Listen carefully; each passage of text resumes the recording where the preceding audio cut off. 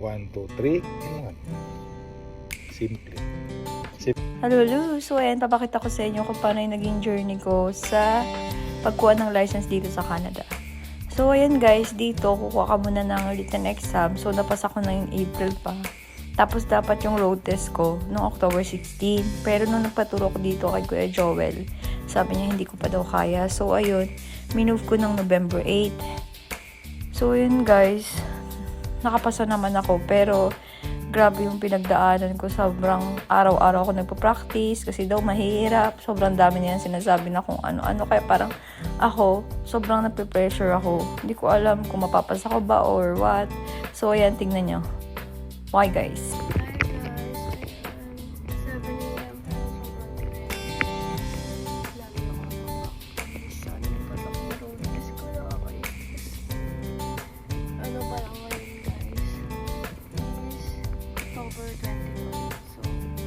November 8 pa exam ko. So, halos araw-araw ako din pa-practice as in. So, ayun na. So, mahirap to kasi mag-test. So, yun lang guys. Hey guys, 7:15 a.m. Kinaagak ko na naman. Practice na naman ako. Pero may pasok ako ng guys, 10 a.m. So, practice ako ngayon ng 7:20 to 8:30 a.m. Sobrang dilim pa dito guys. Hi guys, so Wednesday na ngayon, 7:32 a.m. ako mag-practice ngayon, pang tatlong araw. Halos araw. So good luck sa exam ko. Sana napasa ko. Hi guys, so 7:11 na. Pa-practice na naman ako. So Saturday ngayon wala akong pasok. Pero hanggang ako nagising kasi ngayon available yung magtuturo sa akin kasi may pasok pa ako mamaya hapon. So, sana mapasa ako at wala pang school sa November 8. So, kinakabahan na ako pero kaya ko to guys. Bye! Good morning! Hi guys! So, 6:45 na. 6:45 yung practice ko ngayon. So, next week na yung road test ko, November 8. Ano na ba ngayon? October 31 pa lang guys. Sana mapasa ko to. At ako lagi nag-practice kasi pasok na naman ako ng maaga. So, that's why.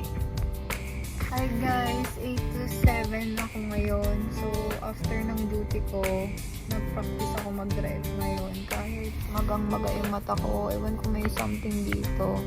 Pero mamainom na ako ng Benadryl. So, November 3 na dito guys. Malapit na yung exam ko.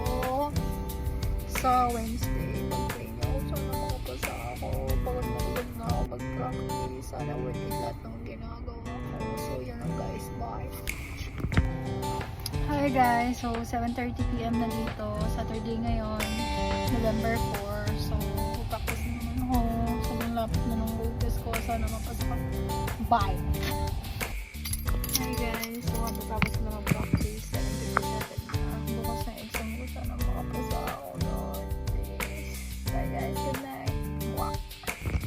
Hi guys! So, 7:30 pa lang dito. Ngayon yung exam ko mamayang 9. So, makapractice pa ako bago ako mag-road test. So, wish me luck. Good luck. Sana mapasa ko na to guys. So, thank you! Bye guys! Good morning! Hi guys! So ayun, napasa ko yung road test ko. Sobrang saya ko. So, grabe yung pinagdaanan kong practice. As in, araw-araw, 6:45 a.m., 7 a.m. So, thank you Kuya Joel sa lahat ng effort. As in, sobrang thank you. Thank you sa pagtulong sa amin ni Glenn. So, si Glenn, nakakuha na rin siya ng license niya. Last week, nauna siya sa akin. Kasi yung una kong schedule, pinareschedule ko. Kasi sabi ni Kuya Joel, hindi ko pa daw talaga kaya. So, ayun. Worth it naman. Thank you so much. So, dito kasi guys, may dala kaming license ng Pilipinas kaya hindi na kami nagantay ng 1 year. Pinakita lang namin yun. So, ayun, pagkatapos ng exam, nasa sayo ako magro-road test ka na. So, ayun guys, meron na kaming class 5 na license. So, thank you God. Thank you Kuya Joel. Bye!